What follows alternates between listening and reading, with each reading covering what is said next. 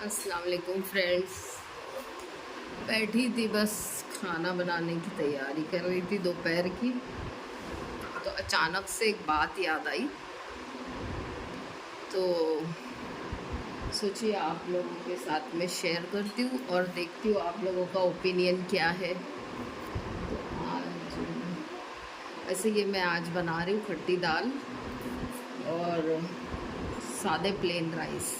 ये बच्चों ने बोला है, कल बाज़ार गई थी तो ये लेकर आई हूँ, तो बोले मम्मा ये बना दो, और ये अच्छी लगती है ड्रम स्टिक्स। तो बस यही छिल रही थी तो मैं सोची थोड़ा सा रिकॉर्ड कर लूँ आपके लिए। एक बात जहन में आई कि बच्चों की जो परवरिश है वो किस तरीके से हमें करनी चाहिए, या बच्चों की जो परवरिश हम करते हैं बचपन से, जब हम बच्चा छोटा होता है फिर बड़ा होता है, हम जो रूटीन से, जैसे हम अगर बच्चों को कुछ सिखाने जाए तो वो बिल्कुल भी नहीं सीखेंगे, लेकिन हाँ अगर वो हम बड़ों को कुछ करता हुआ देखें तो वो फटाक से कैच करते हैं और वैसा ही सीखते हैं। तो मेरे जहन में ये बात आई कि कुछ पेरेंट्स ऐसे होते हैं जो भेदभाव करते हैं बच्चों में, और मैंने सोची कि भेदभाव के ऊपर आपके लिए एक वीडियो बना दूँ। भेदभाव इस तरीके से करते हैं वो, उनको लगता है कि ये बच्चा हमारा पैर दबा रहा है, ये हमारा काम सुन रहा है, हमारा सुनता है, तो ये हमारा बहुत अच्छा बच्चा है। और ज़्यादातर मैंने पेरेंट्स लोग को देखी हूँ कि बच्चों में इस तरीके का भेदभाव करते कि जो बच्चा नहीं सुनता, जो बच्चा बात नहीं मानता, वो सबसे ख़राब होता है, उसको कोई पूछता नहीं, और उसको माँ बाप भी ज़लील करते हैं, उसको कुछ भी बोल देते हैं, या उसको कोई चीज़ अगर लेना हो तो उसके साथ में भेदभाव होता है, उसको नहीं दिलाएंगे। तो इस तरीके से करते हैं। तो ऐसे क्यों करते हैं? क्योंकि कोई बच्चा तो माँ पेट से तो नहीं सीख कर आता है कि माँ का पैर दबाना है या खिदमत करनी है, ये तो हमने ही उसको सिखाना होता है ना। तो हमने उसको सिखाने में शायद गलती की हो, शायद इसीलिए वो नहीं करता हो, हमारा काम ना सुनता हो, सिखाया ना हो, और फिर हम उसमें भेदभाव करते हैं कि वो बिना बोले अगर हमारा पैर दबाएगा तो वो बहुत अच्छा बच्चा, और अगर हम बोल के पैर दबाने लगवाएंगे तो वो बहुत गंदा ख़राब बच्चा, यानी ये बच्चा बिगड़ा हुआ है, ये हमारे हाथ से निकल गया, या फिर उसके साथ फिर भेदभाव करेंगे, उसको कोई चीज़ नहीं दिलाना, उसको झिड़की देना। ये चीज़ें जो है मुझे खटकती है।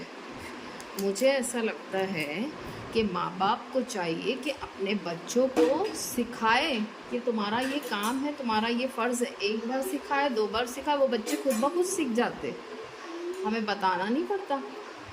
तो लेकिन पहले तो हमें सिखाना ही पड़ेगा ना उसको कि थोड़ा पैर दबा दे, या फिर हमारी हेल्प कर दे। हेल्प करना भी, कोई बच्चा अगर नहीं आ रहा है खुद से हेल्प करने मम्मी की या अपने पापा की, तो ये चीज़ें हमें साथ में लेके करना है ना। हम बच्चों को साथ में लेकर जब तक नहीं करेंगे तो हम ये कैसे बोल सकते हैं कि हमारा बच्चा एक ख़राब है और एक अच्छा बच्चा है। अगर हम उसे बिठाकर, अगर वो नहीं सुनता है तो हम उसे बिठाकर नहीं समझाएंगे कि बेटा ये आपने गलत किया है, ऐसा नहीं करते, ऐसे नहीं बोलते, ये चीज़ें गलत है, आपको ऐसा करना चाहिए, ये चीज़ें हम नहीं सिखाएंगे तो हम, हमारा हक क्या है? हम पेरेंट्स ये कैसे बोल सकते हैं कि हमारा बच्चा गलत है और हमारा बच्चा जो है वो सही नहीं, हमारी बात नहीं मानता, वो हमारे पैर नहीं दबाता, या फिर वो हमारा ख्याल नहीं रखता, चाहे वो लड़का हो या लड़की हो। और लड़कियों को तो वैसे ही बचपन से पराया है, पराई कर कर के पेरेंट्स, कुछ पेरेंट्स ऐसे होते हैं जो पराई पराई बोल बोल के उनको ऑलरेडी पराई कर देते। फिर जब बुढ़ापा आता है, जब तक वो बच्ची शादी करके चली जाती है दूसरे घर, और जब उसको जब पेरेंट्स को समझ आता है, जब वो तरसते अपनी बच्ची के लिए, तो वो आना नहीं चाहती ससुराल से मायके, फिर वो चाहे किसी भी हाल में वो वहीं रहना चाहती। तो ये चीज़ें जो है, ये फ़र्क होता है। माँ बाप को ये समझना पड़ेगा कि हम हमारी बच्ची, अब कल को अगर हमारा लड़का नहीं, अगर बड़ा होके अगर हमारा साथ देता है, तो हमारी लड़की को हमने जो पराया पराया बोल के जो पराया बनाया है, फिर वो कैसे आएगी आपको सपोर्ट करने के लिए? अपने ससुराल ही उनको पसंद आएगा, फिर वो कैसे आएगी?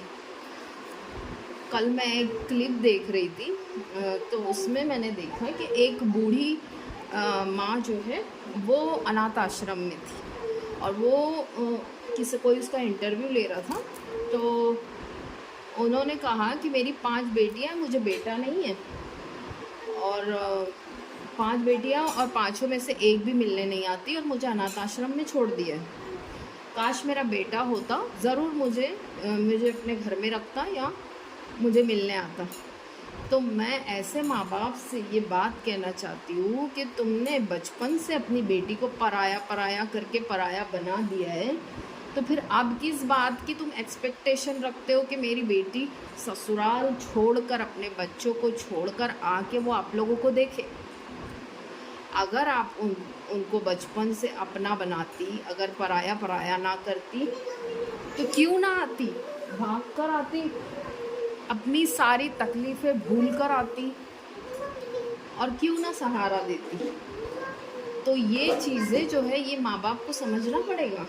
आजकल के माशरे में जो माँ बाप है, कुछ हद तक इस तरीके से बहुत से लोग हैं जहाँ पर सुनाई देता है कि नहीं, मेरे साथ तो नाइंसाफ़ी करते हैं, वो सिस्टर को ज़्यादा देखते हैं, मेरे को ज़्यादा नहीं देखते, मेरे वो भाई को ज़्यादा पूछते, वो बहन को ज़्यादा नहीं। तो ये चीज़ें जो है, ये माशरे में ये ख़राब करती है, ये बच्चों को बिगाड़ने की आदत है, क्योंकि बच्चे जो है वो देखते हैं कि हमारे माँ बाप जो है किसके साथ कैसा सलूक कर रहे हैं।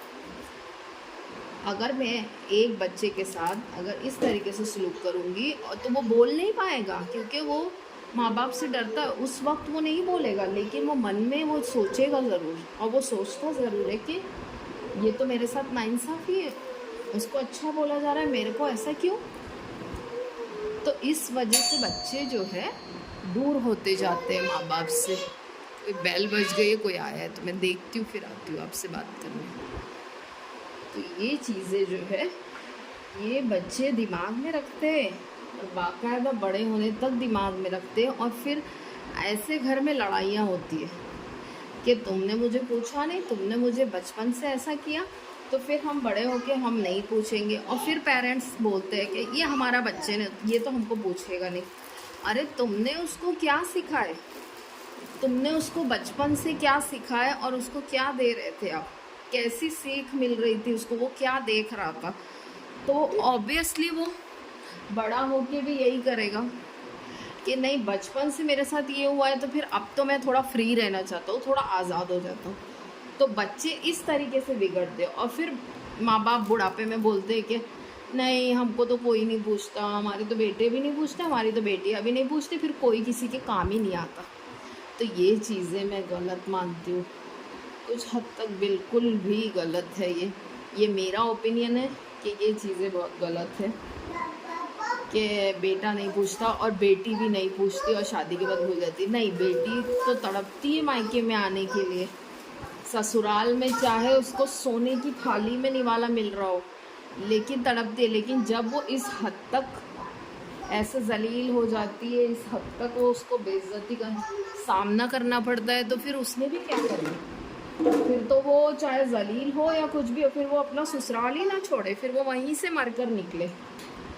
तो बस इस तरीके से मैं यही सब बातें मेरे दिमाग में थोड़ा आ रही थी, तो सोची चलो आपसे शेयर करती हूँ। चले जी, अब जाती हूँ खाना बनाने। तो ये देखिए, ये छील ली हूँ मैंने। चले जी, अल्लाह हाफिज़। अगर मेरी बात अच्छी लगी हो और मुझे कुछ भी राय देनी हो तो मुझे ज़रूर कमेंट करें, और मुझे राय दे के बताएं कि मैंने क्या सही बोला या कुछ गलत बोला, या इसमें आपकी भी राय शामिल करें। ठीक है, अल्लाह हाफिज़।